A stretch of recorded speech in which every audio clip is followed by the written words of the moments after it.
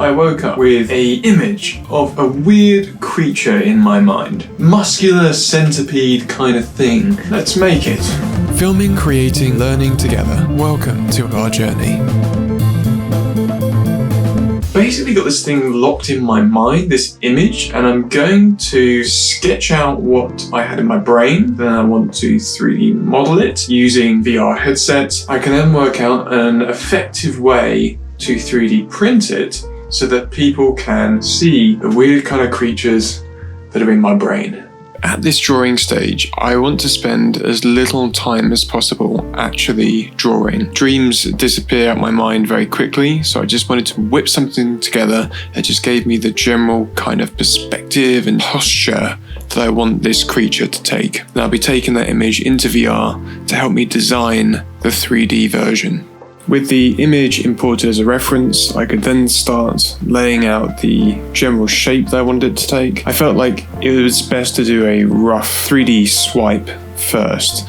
So you can see me here doing a few versions, trying to get the appropriate shape, which I then use as a reference for when we start bringing in more of the actual body segments, which you're seeing me do now. Now you can see me starting to build the arms up in that similar kind of pose as referenced from the little sketch I did earlier. It's important to get a feel for the overall balance of the posture. So if you want to do noodle legs at first, just to see whether it'll A, stand, and B, look in a strong pose, because pose is the most important thing whether it comes to drawing or 3D models. Get that right first before you start going in and doing the muscular details. Here I'm just thickening up the legs because I know I'm going to be 3D printing this, so I can't really have any of the limbs too thin, otherwise they won't come out well in the print. So now that I've got the rough kind of shape of the creature, I'm now starting to bring in rocks and the landscape around it. I want this to be very much a diorama of this creature, so I want to bring in its environment in as well and give it some sort of physical stance for it to be standing on. Hence why I left little gaps between the ends of the wrists and the rocks, because I'm going to be adding the claws grasped around each of the rocks, which should also provide us with a nice stable build to print up from as well, without needing too many supports that way. Here you can see me just adding a little more details onto the face here, so I'm happy with the posture now. Just getting that little indent, kind of like a beetle's back on its head there, and bringing out its jaw. And now I'm just smoothing out a load of textures on there,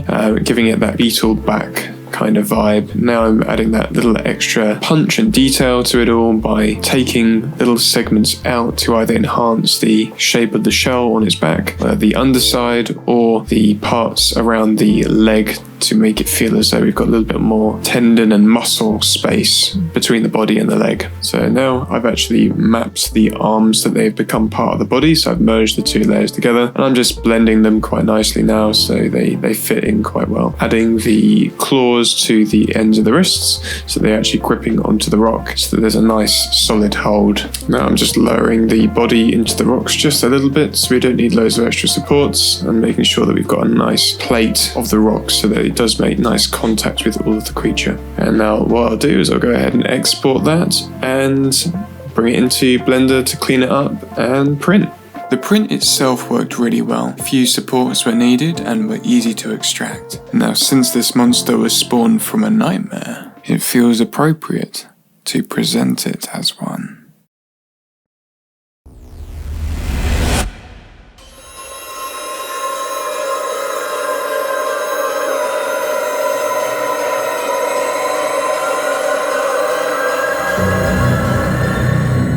Well, there we go. Our own little nightmare monster. How lovely. Well, if you enjoyed this creation process of making this little monster, be sure to leave a like, and if you fancy some more fantastical creations, then please consider subscribing. That's all for now, folks, but I'll see you next time.